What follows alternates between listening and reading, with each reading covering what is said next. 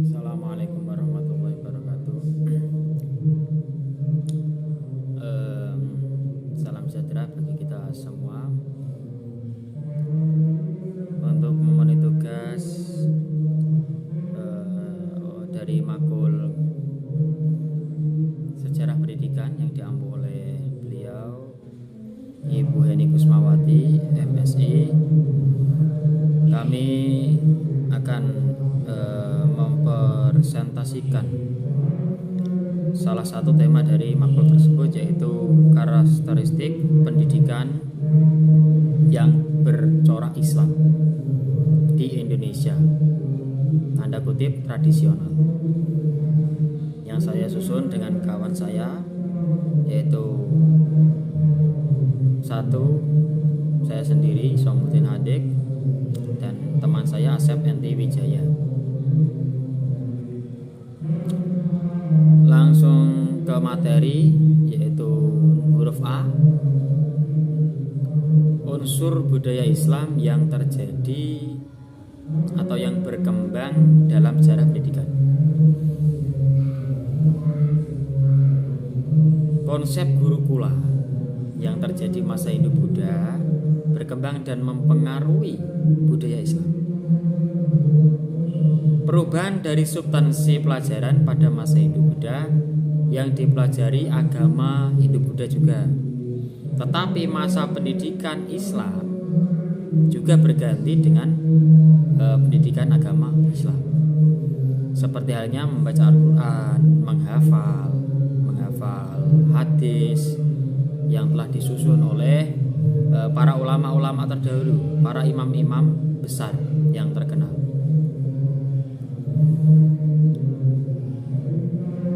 Terus mengenai unsur-unsurnya budaya Islam, bisa kita lihat yang berkembang dalam sejarah pendidikan, antara lain sejarah kebudayaan Islam, fikih, Al-Quran, hadis, dan akidah akhlak.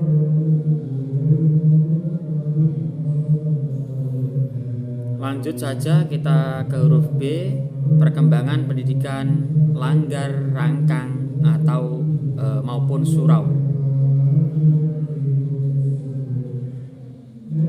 Pada zaman dahulu, pada zaman tradisional, era tradisional, lembaga pendidikan Islam sebelum berdirinya sebutan madrasah, khususnya di wilayah Timur Tengah, antara lain ada yang menyebut sufah itu emperan, ya, emperan masjid, emperan apalah, atau juga disebut maktab. Terus ada yang namanya halakoh.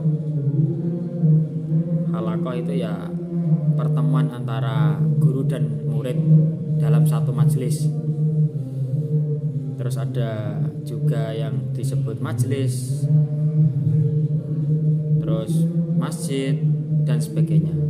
Institusi yang ada di Indonesia adalah metodenya campuran, seperti yang telah disebutkan di atas tadi.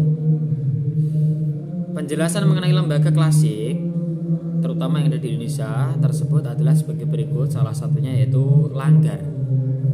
Pengertian langgar ialah sejenis masjid dengan ruang lingkup lebih kecil.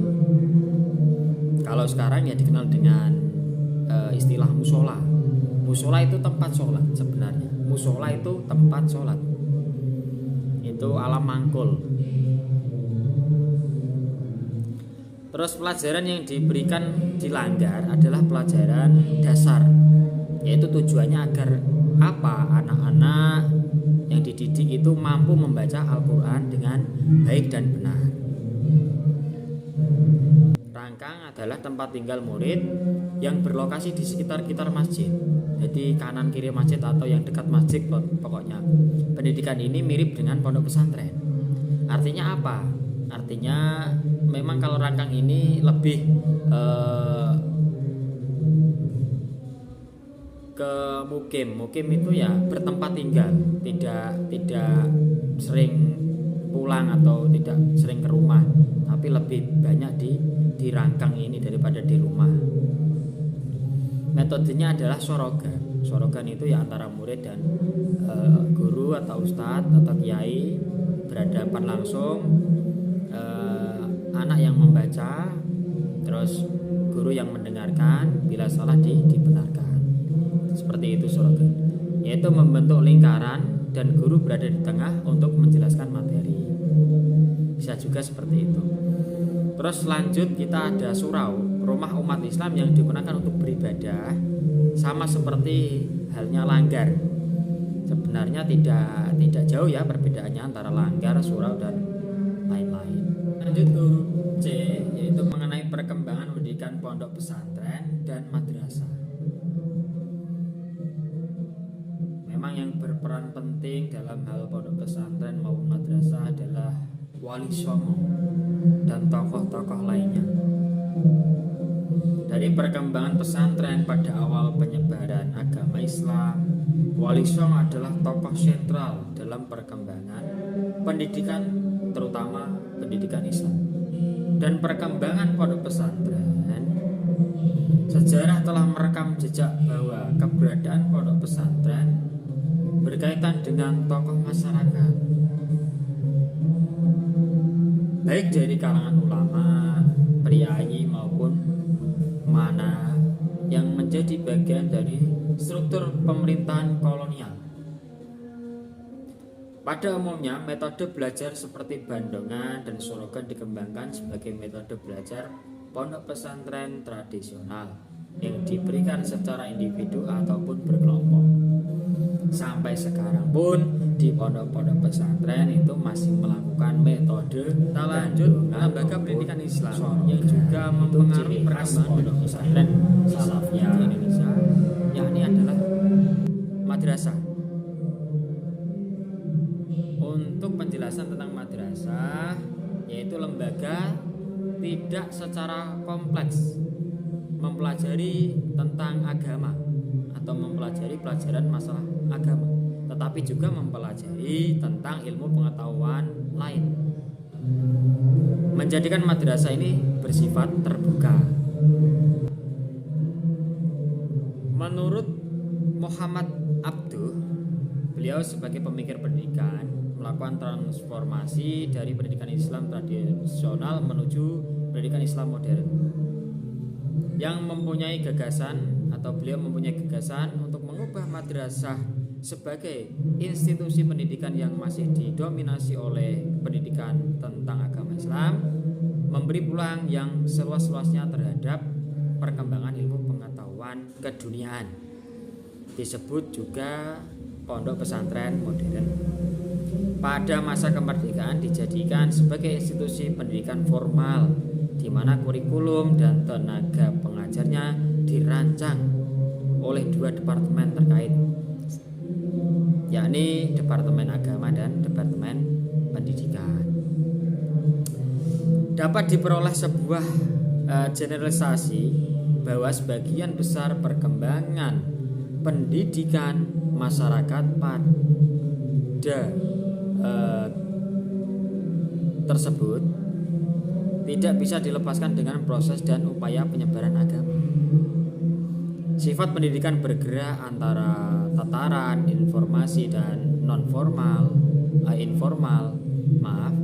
maupun non formal, kecuali madrasah pada era pasca kemerdekaan. Terus pendidikan informal diberikan seperti pelajaran mengaji sore hari atau di era 4.0 sekarang, atau di era sekarang itu juga disebut madrasah diniyah, takmiliyah maupun TPQ, Taman Pendidikan Al-Quran. Kemudian non formal diberikan kepada ibu rumah tangga seperti memasak, menjahit, bercocok tanam dan sebagainya. Dan juga pendidikan memang sebuah gabungan antara informal, non formal dan pendidikan inti, yaitu pendidikan di sekolah. Tidak akan seimbang apabila hanya salah satunya saja yang ditempuh, karena pendidikan merupakan long life education, pendidikan seumur hidup. Terima kasih. Sekian dari saya. Apabila ada tutur kata yang tidak berkenan maupun ada kesalahan, kekhilafan, kami mohon maaf sebesar-besarnya. Wassalamualaikum warahmatullahi wabarakatuh.